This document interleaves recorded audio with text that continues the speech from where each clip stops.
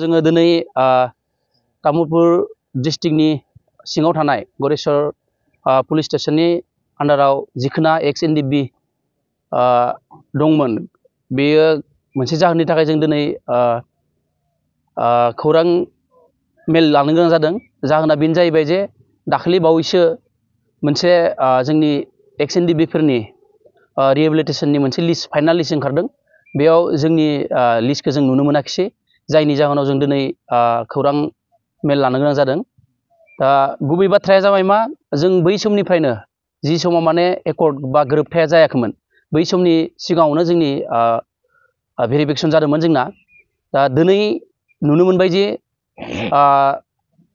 गोदान सरकार दानायनि उनाव जिखोना भेरिफिकेसन जादोंमोन, जायफोरना भेरिफिकेसनाव लिस्टआव दंमोन गासैबो रिहेबिलिटेसनखौ मोननो हागोन होननानै फोरमायनाय जादोंमोन। नाथाय दिनैसिमबो जोङो जोंनि जि मोन्थाय एबा जों जि मोननांगौ बेखौ जों मोननो हायाखै, जायनि जाहोनाव जों दिनै खौरांगिरि मेल लानो गोनां जादों। दा गुबै जाहोना बेनो जे आं बेखौनो बुंनो लुगैयो जे दाखालि बावैसो ओंखारनाय लिस्टआव जोंनि मुङा मा खारनाव थानो हायाखिसै, जों बेखौ मोनसे सोंथि सोंनो लादों। मा होनना बुङोबा, भेरिफिकेसन गैयि बिथांमोननियाबो नामाव फैदों, जोंहा सोरबाया मोननाय मोनैयाव जोंहा बुंनांगौ जेबो गैया। खिन्थु जोङो भेरिफिकेसनाव खनथाम खनब्रै जानायनि उनावबो जोंनि लिस्टआ फाइनेल लिस्टआव मानो थायाखिसै, बेयावसो जोंहा सरकारनिसिम बा जोंनि खुंथायाव थानाय बिथांमोननिसिम सोंनांगौ मोनसे सोंथि। दा जों दिनै बुंनो थाङोबा भेरिफिकेसना जोंना खनथाम खनब्रै जाना थांबाय। बिनि उनाव जि समाव गोरोबथा जायाखैमोन बै समावनो जोंखौ उदालगुरियाव थानाय जि डिजिगनेसन केम्प बेयाव लिंहरनानै जोंनो एनअसि होनाय जादोंमोन। जों जे सासे माने एनडिबिनि मावथि बेखौ सिनायथि होनाय हिसाबै जोंनो एनअसि होनाय जादोंमोन।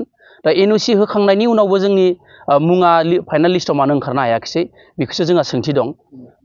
दा मेन खोथाया जाबाय जोंनि आखायाव एनअसि दङ, जोंनि आखायाव एनअसि दङ दिनैसिमबो।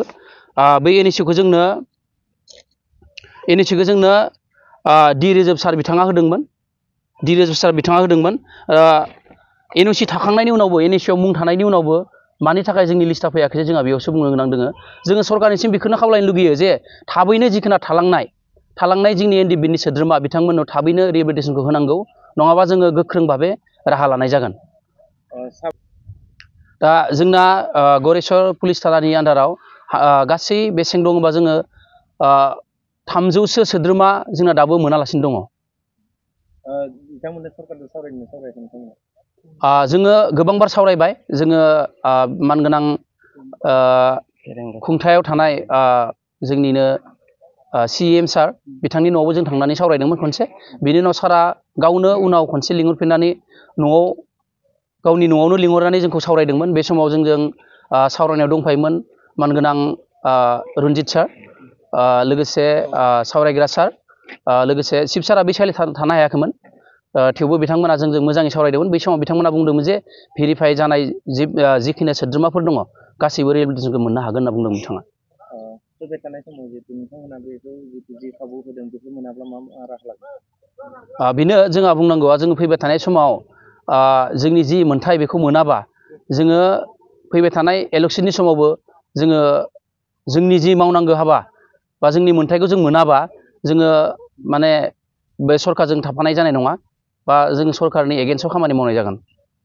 মেল লোৱাটো এইটো কাৰণ যে আমাৰ এক্স এনডিবি হিচাপে আমাৰ তামুলপুৰ জিলা গড়াইশ্বৰ থানা আণ্ডাৰত আমাৰ বহুতখিনি এনডিবি ৰৈ গেল ফাইনেল লিষ্টত, যাতে আমাৰ সেই এনডিবি ৰৈ যোৱা যাতে ফাইনেল লিষ্টত সোমাব লাগে, এইখিনি আমি দাবী কৰোঁ চৰকাৰক।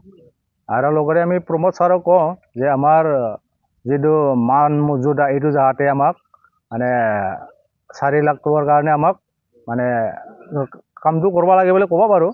যাতে আমি 4 লাখ টকা ডাঙৰ নহয়, আমি যে লাগি আহিলোঁ যে এনডিবিৰ নামত, যে আমি 99তে আমি আৰ্মিৰ লগত কোব খাই মানে কাৰেণ্ট শ্বট দি খাই আমি গল বেকা কঁকাল বেকা হৈ গ'লোঁ। এইখিনি আমি যাতে সন্মানটো পাওঁ, এইটোৱে মই চৰকাৰ আমাৰ বিদ্যাৰ শৰ্মাৰ বা চৰকাৰ অসম চৰকাৰক মই এইখিনি আহ্বান কৰোঁ।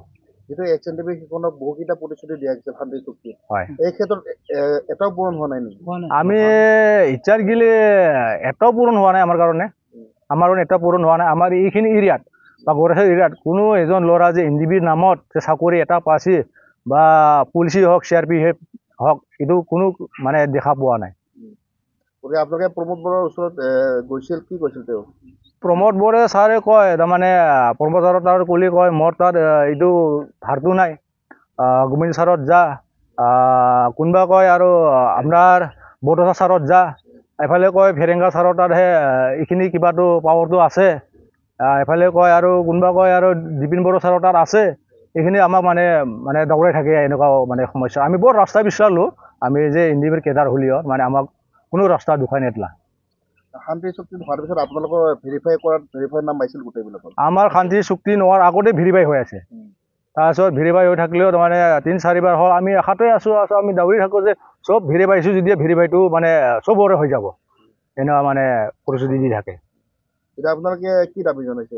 আমি এইখিনিয়ে কওঁ, আমি যে এনডিবিৰ কাম কৰিলোঁ এইখিনি আমাক সন্মানৰ কাৰণে আমাক যাতে নাম ভৰ্তি কৰি মানে ফাইনেল লিষ্টত ভৰাই দিয়ে, মানে এইখিনি ভাবোঁ আৰু। যিহেতু এতিয়া বৰ্তমান আপোনালোকে মূল সুঁতিলৈ আহিলে, গতিকে কেনেকুৱা ধৰণৰ ঘৰ পৰিয়াল চলাত কেনেকুৱা কষ্টকৰ কৰিব? আমি এতিয়াতো ঘৰ পৰিয়াল চলোৱাটোতো বৰ কষ্ট। আমি অলপ নিজৰ কেপাচিটি বুদ্ধি কিবা এফালে অলপ কাম চাম কৰি পেলাই আমি চলি আছোঁ পৰিয়ালটো বৰ্তমান।